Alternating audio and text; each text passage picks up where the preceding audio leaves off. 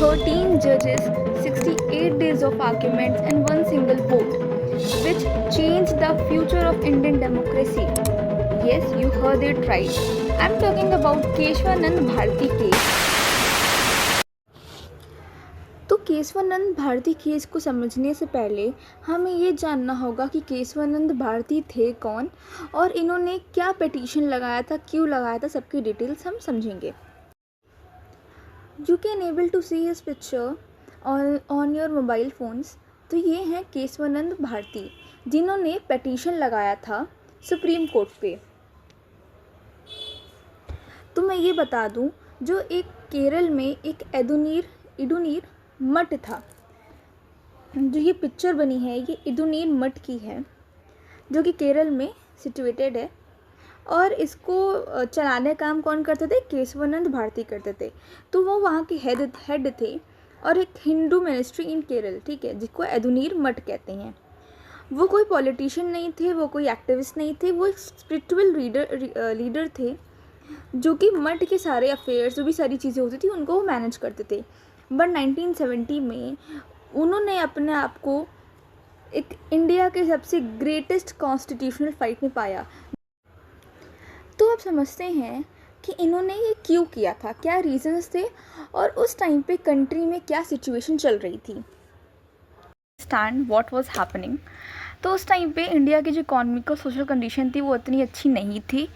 So India काफ़ी सारे policies ला रही थी. In that same way Kerala state government ने भी लैंड रिफॉर्म लाया, जिसमें उन्होंने ये कहा, उन्होंने रीडिस्ट्रीब्यूट लैंड लाया.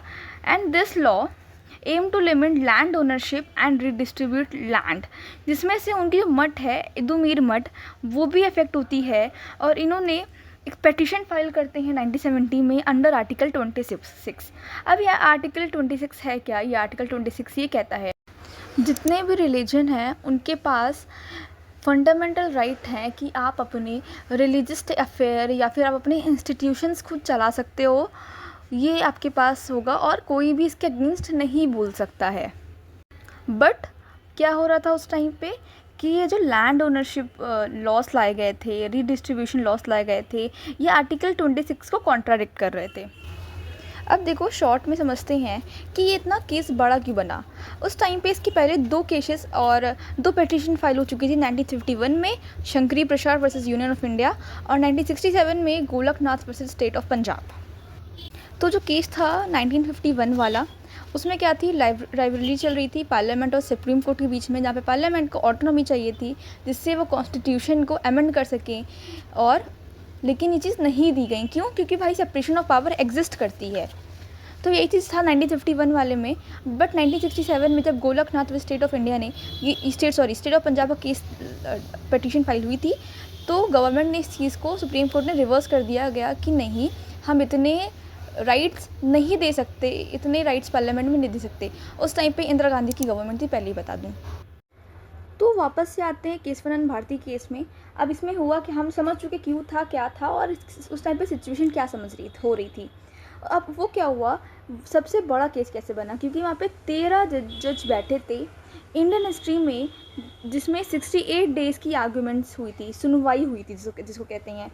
उसके बाद 24 अप्रैल 1973 में द कोर्ट ने अपनी डिसीजंस दिए, जिसमें सुप्रीम कोर्ट क्या हुआ था, वोटिंग हुई थी, जिसमें मेजॉरिटी मिली थी 7-6 की, including fundamental rights. But this was a historic turning point. It can not, सबसे हिस्टोरिक टर्निंग पॉइंट ये था कि कोई भी कॉन्स्टिट्यूशन में बेसिक स्ट्रक्चर नहीं चेंज कर सकता है. अगर वो चेंज कर सकता है तो उसके जो लॉज हैं वो, ना कि कोई बेसिक स्ट्रक्चर. इसका मतलब ये हुआ कि पार्लियामेंट चेंजेस कर सकता है, बट जो उसके एसेंशियल फीचर्स हैं जो कि इंडिया को डेमोक्रेटिक कंट्री बनाता है वो चेंज नहीं कर सकता है. सो आप इनकी पिक्चर देख पा रहे हैं.